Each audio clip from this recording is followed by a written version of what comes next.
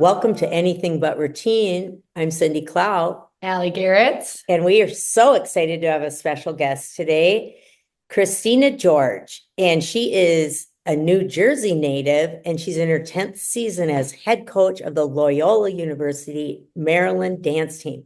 She grew up competitive studio dancing in all styles, and she did hip hop, pom, jazz, ballet, lyrical tap, and even baton twirling. I twirled too. Christina is a graduate of East Carolina University, where she earned a BS in sports studies while serving as a team member and captain of the East Carolina University of Dance Team. During her time at ECU, Christina was recognized as an NDA Collegiate All-American, Top Gun leaper, and Turner had multiple top 5 finishes in Division 1A team performance and hip hop at NDA College Nationals. Since taking over the Loyola dance team in 2015, Christina has enhanced the team's overall reputation by increasing campus and community awareness, growing the team's social media following, helping to fundraise over $20,000 annually. Ooh, that's a lot. And brought the team to their first college nationals in 22. In 2 short years, the team finished 6th in Division I team performance in 24 with their highest placement in scores in school history. It's awesome. That is great. Prior to competing at NDA College Nationals, Christina led the Loyola dance team to back-to-back division titles for Division I POM at the UDA-DC Dance Championship. In 17, Christina graduated with her master's degree in sports industry management from Georgetown University and currently works for Loyola Athletics as the assistant director of strategic marketing. Before beginning her current role in athletics, Christina was a sales rep for Varsity Spirit Fashion and served an unprecedented 3-year term as a member of the Dance Council. Wow, you have done a lot. So let's Yeah. get to it here. And also You here, feel that cool until you read it. what? You feel it? Yeah, you feel the pain. She also serves as president of the Maryland State Dance Team Association, which officially launched in March of 21. So wow, that's a lot. And I'm thrilled to, were you responsible for launching that or in on the ground floor of that? Yeah, it's exclusively through me. It's I own the association, I have the LLC for it. Oh, Did it with some other high school coaches here in the state, and one of my 2 assistant coaches currently for Loyola. So oh that's wow. cool. So It's it's a little what baby association, but it's there. yeah, but it's starting. So, tell us a little bit about your coaching at Loyola. Like, how often do you guys practice, and what styles do you do? So we practice 3 times a week, typically, for about 2.5 to 3 hours. In that, we work on our game day material, all of our sidelines, our media timeouts, cheers, spirit medias, everything under the sun. And then during the spring semester, when we are preparing for nationals, we bump up to 4 practices a week.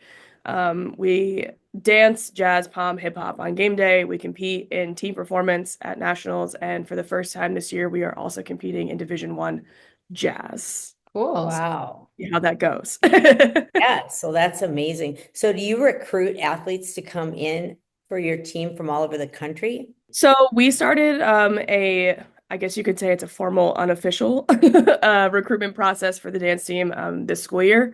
So now we are a little bit more aligned with other universities who require either attendance at a clinic or a video submission first round process before doing in-person auditions. So we're kind of feeling out that process right now. But prior to that, we recruited very informally in that, we would go to combines or we would go to competitions and, just kind of tell kids we were interested in them and wanted to tell them more about Loyola and if they were interested in the school or the program and talk to them or invite them to practice, things like that. But then we still had a very traditional open in-person audition process to select the roster in the spring. So we're transitioning to that newer process this year. So we'll see how it goes. But typically, Loyola doesn't attract a lot of students outside of the Northeast. Our demographic here is mostly New York, New Jersey, Connecticut, Massachusetts, Pennsylvania. We actually have a smaller percentage of students at the university that are from Maryland compared to some of these other states. Interesting. Um, It is interesting. There are Maryland kids here, but actually currently I don't have any Maryland students on the dance team. And my assistant That is coach interesting. is the last one that I had, and she graduated in 2020. Okay, Cool. wow. So Minute. what, Loyola, what is what degrees, I mean, I'm sure you offer all degrees, but what are you known for there if an athlete was wanting to go to your school? Yeah, so our speech language pathology major is one of the biggest and one of the most reputable. And I've actually had some people transfer here from other schools for that program. Oh, Um, Most of the team is in the program. And second to that would probably be our Salinger School of Business. It's a nationally ranked business school MBA program. So a lot of the team are part of that. On the rise at Loyola is our STEM program. We're investing a lot of money as a university to develop our STEM programs here. And so with the fall 2026, I believe, don't get mad at me, Loyola, if this is wrong, is when we're launching we're launching a nursing program oh, here. Cool. So that's a big, big step for us. And we're really excited as a university to be able to offer that to students. It's a big need here in the city of Baltimore and across the country, to be honest. So we're Right. hoping having that and advancing some other STEM degree programs that we have will attract more students in the well, future. that's awesome. Cool. I would like to give a shout out to your university because, I think colleges are starting to realize that dance team is a great recruiting device for their college. It's attracting students to their area. For And sure. I know we'd have a lot of Minnesota students that would probably love to go out to your area and go to school. So Minnesota, we have dancers, just so many. And, we call ourselves Minnesota, the state of dance. So we have a lot of dancers and they're, I think they get their eyes set on a couple big universities and they don't realize there's a lot of opportunities out there Right. that they could go to. This episode is sponsored by Just for Kicks Camp. We offer camps for coaches, studio owners, and dancers, of course. And some of our Minnesota camps boast 1,000 kids at them.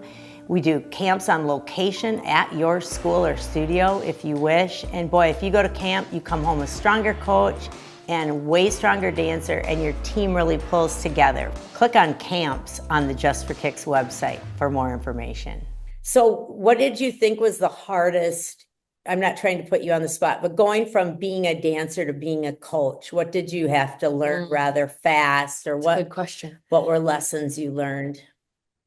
Yeah, so I started coaching here when I was 24. So I was about a year and a half, 2 years out of college. So I didn't know anything about adulting, let alone leading a bunch of adults. Yeah, adults. So I think the biggest challenge that I had when I first started was figuring out what my voice is, what my coaching philosophy is. When I started here, the dance team had $300 as a budget, Wow. aside 10. I think we had 10 on the roster, and they didn't even have palms when I got here. They didn't do sidelines. Most of the time, they weren't even there before the national anthem started for a basketball game. So, trying to like play what I considered was catch up to be what I thought was the norm for a dance team at this level was one piece of it, while also trying to develop what my coaching philosophy was. Right. Also just trying to feel like an authority to, some of the juniors and seniors that I kind of like adopted, I was given when I started. They're Yeah. only a year younger than me. So trying to find your voice and your authority in that setting was really challenging, but also something that I wasn't afraid of it. It was just very different. Yeah. I think maybe the hardest part of becoming from dancer to coach was registering for nationals for the first time. I was on the phone with my college coach, like, what do I do? What is this? Oh my gosh. Yeah. So that, I mean, that only happened, 2 years ago, almost 3 years ago now. So, it's been a learning curve along the way, but I think figuring out what my philosophy and what really matters to me as a coach and the type of program that I want to exist at this school and the legacy that it leaves behind was something that I had to figure out along the way. And I still feel like I am figuring that out, but I definitely have a better sense of it 10 years later than I did I still feel 10 like days in. Right. It, and every year you think you've got it all figured out and it changes. I mean, kids change and times change. So it's an evolving process that you're constantly going really through. It is. sure is. Let's see. So your state association that you are helping form, that's governing over high school teams? Yeah, so Maryland is a really interesting state when it comes to dance team Mhm. specifically. There's a lot of great studios here in the state. There's a lot of great talented dancers here in the state. Interestingly enough, there's not enough programs for them in the schools to have dance team structure, very, like what you guys are used to in Right. Minnesota, what I was used to in New Jersey growing up. There's actually only one county in the state of Maryland that has 25, they call themselves POMS teams. And they're all within this one county. This one county is 25 high schools. And all 25 high schools have a POMS team, and they're actually not allowed to compete outside of the county. So they don't go to any regionals in the area. They don't go to UDA, NDA, DTU. They don't go to any of those nationals. They're not allowed. Um, and so what they have is one county competition for the 25 high schools in the county, and it's usually in February every year. And they are only allowed to compete one routine per school, and that routine is essentially team performance. They have to do POM for 2 minutes. They have to do all other styles for whatever amount of time you'd like to do it for. But the routine can't, I believe it's changed over the years. I'm a little out of touch with it. But at the time that I Yeah. started getting involved with them, which is when I worked for varsity, was the minimum time requirement was 6 minutes. Oh, Oh wow. my gosh. Yeah. 6 minutes of Yeah, that's pump, how it was when I started. jazz, hip And it was hop. like, yeah, it was crazy. Plus, we I'm had like, this is emphasis in giving that. production number. This is not a dance team routine. Right. Right. Yeah. It Um, used to be a dance team routine in our state. It really was. But what you were doing wasn't as Oh, it athletic wasn't as as it is now, athletic and right? taxing. We did a lot of PO ripples, whatever you call them in your state. And we did a lot, it was like it was that long, but you certainly weren't as tired as you are nowadays. It wasn't and as hard. they're very I feel limited. sorry for the audience. Yeah. That's a Yeah, lot. I mean, it's a long day. I used to go to counties when I worked for varsity. A little bit more challenging now because of my role in athletics. We always tend to have a basketball game on the day that they have counties, but um, it's a long day. It's a lot of routines back to back, and you'd think, it wouldn't be that long if it's only 25 schools, but 25 schools in three Doing a divisions, oh, six right. minutes is Oh my is gosh. a lot. Insane. Um, So and they're they very limited in their skills, that there's no acro allowed. They're actually very limited in what I would consider authentic hip hop, as far as, hip movement, rib cage isolations. Uh, So it's very, very interesting. It's very unique to the county. Outside of that one county, there's really no other county that has a fully structured dance team program Interesting. like How that. did that develop? Was it a certain person that developed that within that so there had to be some, We've been going for a while. yeah, So yeah, they have a director of POMS and they have a director of cheer in the county that falls under the athletic association. And I for guess, everybody. yeah, Yeah, for right. that county. Yeah. Okay. And so they have been running this competition for a while. I think back in the day, it's my understanding that outside counties were invited to like outside schools from other counties were invited to compete at this county championship, but kind of, at least since I started to be aware of them when I moved to Maryland and get involved with dance, they have not, it's not, no outside schools or programs are allowed to compete at that county competition. It's just that one county, and those county teams are not allowed to go to other competitions that exist in the state regionally. So Interesting. I'm planning to go watch these videos of this after. Yeah, I I want to go want try to to. see I believe there's some on YouTube. It's the Montgomery County Palms Okay, County Montgomery County. Championship. Go, Okay, and go, then, Roy. so your association that you're starting, that's going to have competitions too? It's the goal. I mean, it's been a really slow progression of the development of the association. Myself, my one assistant coach that I have at Loyola, who used to coach one of those county high school teams before joining Loyola, as well as three other coaches who actively still coach in Montgomery County. The five of us, yeah, five of us founded the association in 2021 when we were all coming out of COVID, and neither one of us could really have seasons. So we had a lot of free time on our hands. Right. It stemmed from a desire to have more structure Yeah. for dance in the state, and to allow more than just Montgomery County coaches to have a place to talk about dance rules or competition structure, divisions, and things like Right. that. Because the state does have a pretty well-developed cheer coaches association, dance kind of wanted to have the same. Yeah. The Yeah. has been that there is only one county that really has a concentrated group of teams and coaches. Those Oh, coaches are kind of on a revolving door for a lot of reasons. Um, so it's hard to even like get membership involvement because, one year you have a coach, quite literally the next 3 years in a row, they have a different coach, every one of Right. those 3. yeah. I think every state has a little bit of that. It really, because it's hard to coach. It is. Yeah. And it's hard to get the other counties involved because the outside counties don't talk to the big county, right? Like they don't compete with each other. They don't have the same competition. They don't have the same rules. They don't even do the same thing. Like most of the other dance programs that we kind of talk to or like have members from in the association, they compete at NDA Nationals or UDA Nationals. They're private Catholic schools here in the state. They don't have to be bound by any county guidelines or state guidelines because they don't really exist Yeah. that people have to follow them.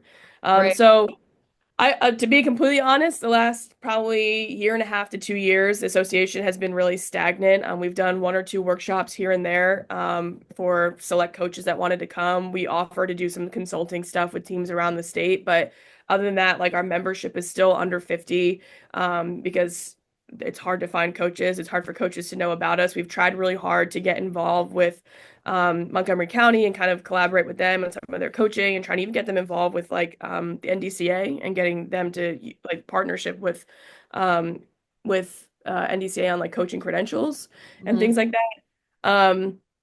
And it's just hard because you just don't have a consistent point of contact, and you really only have one county making decisions for one county, and they don't really want to Right. speak to the rest of the state, which is valid, and I understand that, but the rest of the state doesn't have enough teams direct to even be Well, like, yeah, this is really important. We need this, yeah, So that'll be it'll happen. I mean, that's something to work, to keep working Yeah. for. And I think that's admirable that you're doing it. I know when we started ours way back when in Minnesota, and our original meeting had 12 coaches, and now I don't know what we I was have. actually sitting here thinking, I wonder how many coaches are in MADT. I think there's well over 150. And now we have been there's got to even be way more than that. I mean, just think we have 3 coaches in it from our town, Yeah. But now we're in our high school coaches association, and dance is like the drop down, how you could be basketball or whatever. We're lumped with all the other coaches, which is Mhm. kind of exciting. That only happened probably 10 years ago, but Really? So it's yeah. been like while I've been Mhm. coaching? Oh yeah. Oh, Yeah. didn't know. it'll Yeah. take time. I believe in it, and there's been a lot of reasons why I felt like just to give up on it because myself, I've been busy with athletics now since starting the Sure. association. My assistant coach is about to have baby number 2 in 2 years, so she's kind of been off the radar with the association, and the other 3 ladies that are on the board with us, they're just active coaches and they're working through other life changes as well. So it's Yeah. kind of been hard Right. for us as a group to kind of invest back into the association the way that we intended it to be when we started. But the goal was for it to be the state association to help other counties develop programs that don't have them consistently like Montgomery County does, Yeah. and then ultimately create that state championship. But we're It'll not come. there It'll yet. come. How Takes about so much it time. does take a lot of time and a Yeah. lot of toil, sweat, and blood, sweat, and tears, as they say. Yeah. What about New Jersey? Now you were saying, do they have a state association? Do now. I believe it's I think it's a mix of a cheer and dance coaches association. I don't think there's separate ones, but I know that they have one. They host a state championship that I virtually judged. I want to say back in 2021. So Interesting. I haven't heard much about New I don't know Jersey. how many members they have, but I know it exists. And they Yeah. do Well, have all state recognition. oh, good. I'm so glad to hear that. Yeah, like our state has all conference, all state. We have all tournament, and we have scholarships. So all that is It's funny exciting. because I was just like when you just said that you're like, I don't know, or they didn't have it when I was in high school, I don't think. And I was sitting there going, I bet so many kids on our team know nothing about The history. like when you're in high school, like you don't really, or Yeah, like you're not thinking about the but, like, coaches association. they probably say, what is MADT? Like they probably would have no idea, Yeah, right, you know? right. It's just kind So, of funny because yeah, it's such a big deal. And like when or you what get it it, started and like what it's done for the sport and what it can right, do for the sport is so cool right. that it's just funny to think that they probably have no concept of what it is. Now What have, is common in Maryland is a lot of the schools here have dance programs in like built into the curriculum here, which is I Yep. think I'm kind of jealous. unique. Um, but they don't have teams, so they're really more just like dance companies. It's more the Yeah, artistry art, side of dance, and they do yeah. have like a state. I don't know if a state association is the right word, but they have a conference, an organizing body that does have like all conference, um, all state sort of recognition, but it almost is kind of like your state choir affiliation, right? Right. Like Okay, yeah. Yeah. not And it, team. it's so interesting that I remember when I was really young and I started doing camps in various states that you cross a state line and it's like a culture difference Hmm. because you're so used to how it is in your state. And then I remember when I was really young, I tried to, you, I was so young and stupid that you think your way is the best, you know? So I would try to change it in those other states and be like, oh, no, you need to be offering this. And I bet they were thinking, no, you need to be offering this, but it is like a culture change when you go across the state line. Yeah, it's And funny. it's whoever was winning in that state at the time, whoever was successful, everyone tried to emulate. Yeah, And so, every state is just so different. It's just so it cool. is It cool. is really neat I for think us. it's interesting though to be in like I say, like Maryland and have the structure that we have and be neighbored by Pennsylvania, New Jersey, Delaware, Virginia that have really well established dance and dance team Yeah, programs and teams and state associations. And these are neighboring states. It's not Minnesota out all the way in the Right, Midwest. We have right. no idea what's going on in Minnesota, right? It's like no, these are like people that like sometimes you're probably friends with some of these kids in Virginia that go to your studio. Like we're not right. that far away, you know? Yeah, But yet that state has a strong association. Yeah. that's Hmm. interesting. It's interesting. So what do you know about those states? Like, do they compete a lot? Like our state competes, we have conference meets, we have invitational meets, we have section meets, there, competitions, whatever you want to call them. Do they compete that often in these other states? I'm not sure about state or regional competitions for like Virginia or Pennsylvania. I know New Jersey has regionals and states, but um, I do know that like a lot of the programs that I'm familiar with compete at either UDA or NDA or DTU. So they are competing to some degree. I don't know if they're going to just nationals for those. They're going to regionals and then nationals. Right. Um, I'm not entirely sure. I know there's a couple of private schools here in Maryland that compete at like Reach the Beach, like a jam fest type of competition.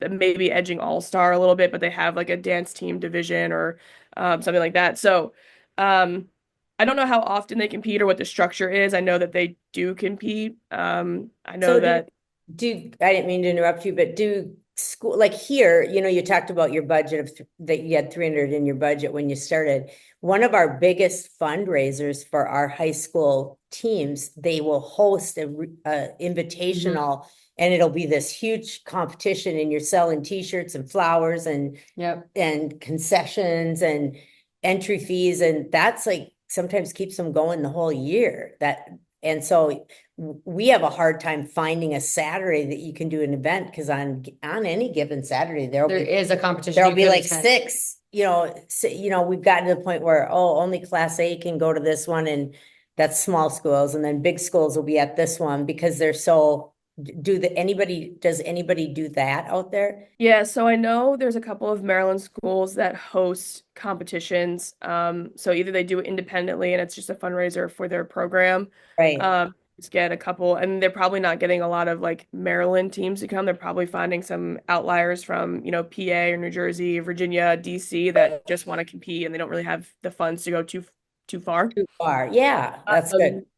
Um, there is a group here in Maryland called MAPTA. I'm going to try not to get this wrong. I think it's the Mid-Atlantic Pom and Dance Association. I think I've heard of that.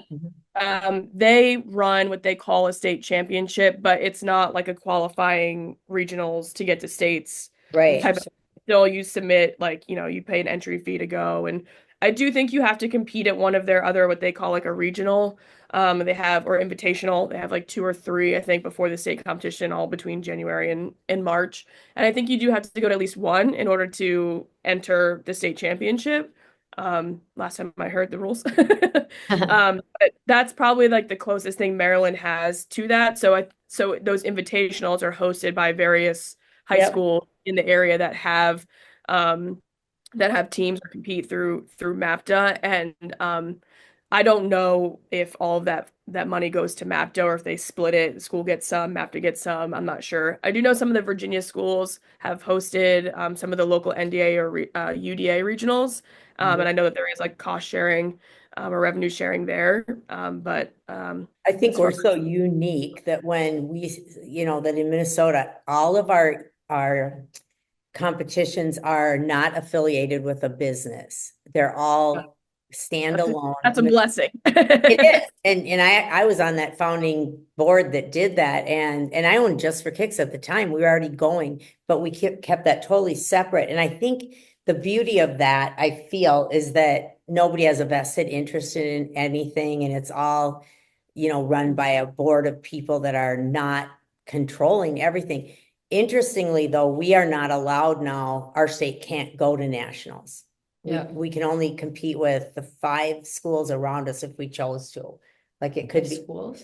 no, not schools, but states. I meant to say Oh. the 5 bordering states. Wait, we can? We can do that, I believe. I know other sports Nobody can't. does that. Nobody does that. Maybe we should start that.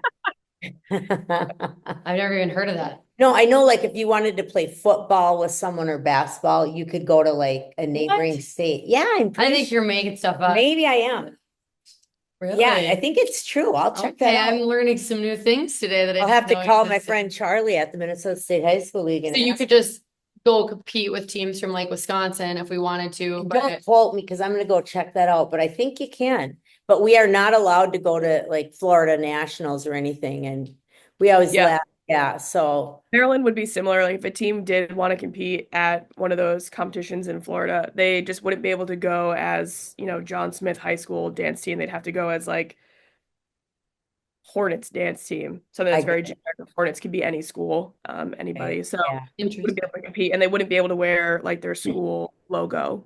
Like they could probably okay, wear their colors are, red, white, and blue. They could wear those colors, but um, they would have to kind of be incognito, if you will. yeah. And so Well, okay, nobody does it because they also don't have the funding for it. So yeah, that's crazy. So, when you're in a coach in college, you don't deal with parents much at all, do you?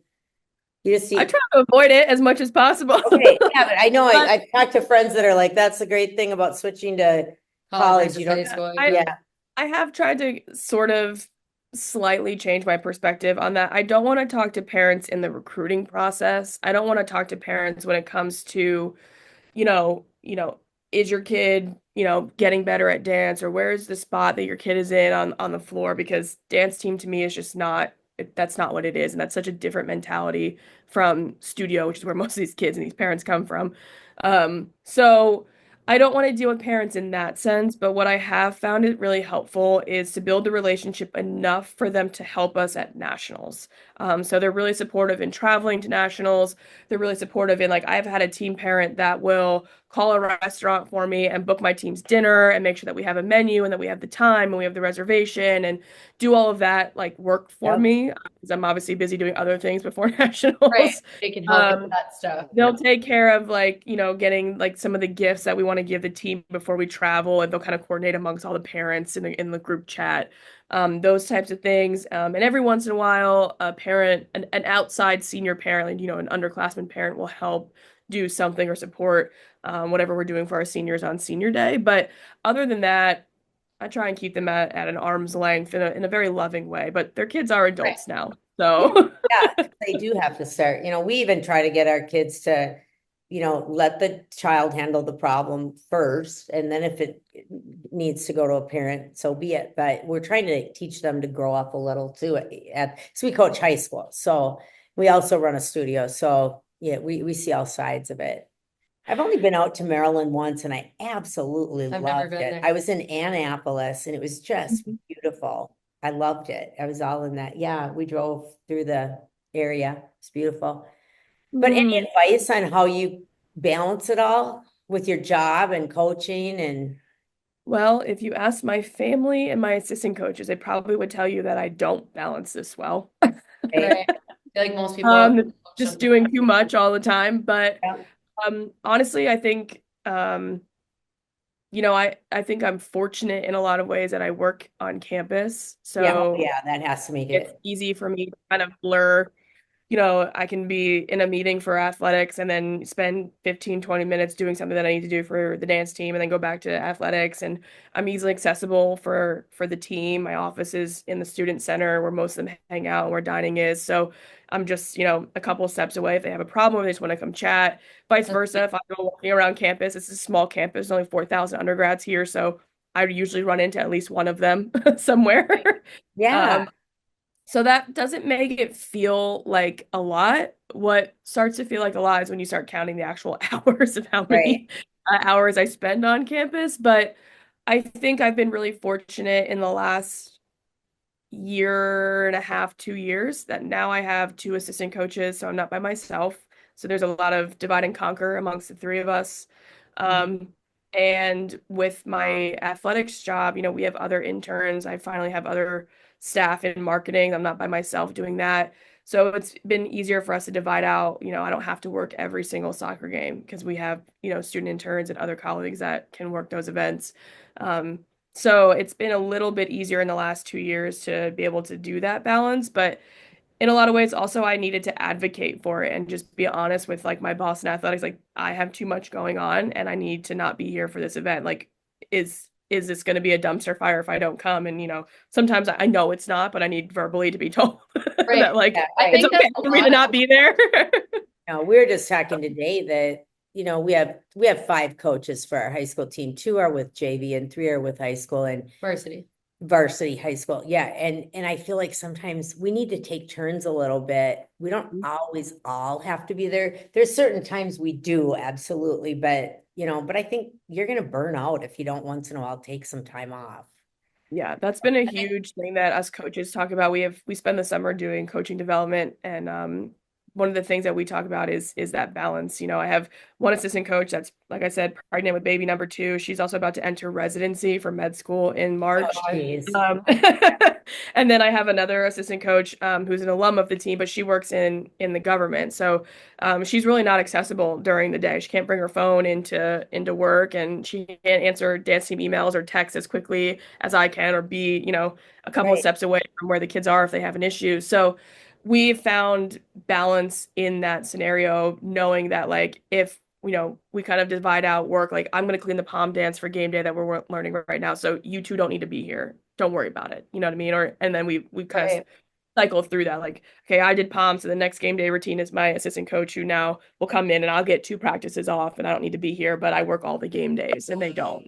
So Sometimes, we found balance, but it took a lot of planning and development and really like evaluating what our priorities were as not just coaches, but as like humans, oh, moms, yeah, yeah. And moms, significant others, wives. So it's like, we needed to be able to lay all of those things out on the table and then figure out how do we balance this with dance. And I'm very fortunate that I have the two of them. I know that that's not something that every college everybody, coach yeah. at this level can say, even at high school, and that's half the battle right there. So I am really fortunate for the flexibility that I have. I also I don't have to work a 9 to 5. Like I work in sports, so I'm here till 9:30 like I was last night. I didn't come in until 10:30 this morning when I had a meeting. Like, you know what I mean? No one's Right, no one's clocking me to be here at 8:39 when I'm usually right. here Well, that's till great. 9 or 10 o'clock at night, 5 or 6 days a week, whether it's between athletics or dance teams. So I do have a Right. lot of flexibility there, and I'm fortunate for that. But it definitely wasn't easy. I'm such a people pleaser in a lot of ways that I just assumed I had to be here 24/7 for all the things, and that was never an expectation of anybody other than Well, me. and I So think, I look at Right. us, I think part of it, we lay that guilt on ourselves Oh, for sure. that yeah. like, I don't want to be the one that's not there all the time. And, so you kind of put that guilt trip on yourself. And, I was talking to some coaches that I know from the metro area down in we call it the cities, the Twin Cities.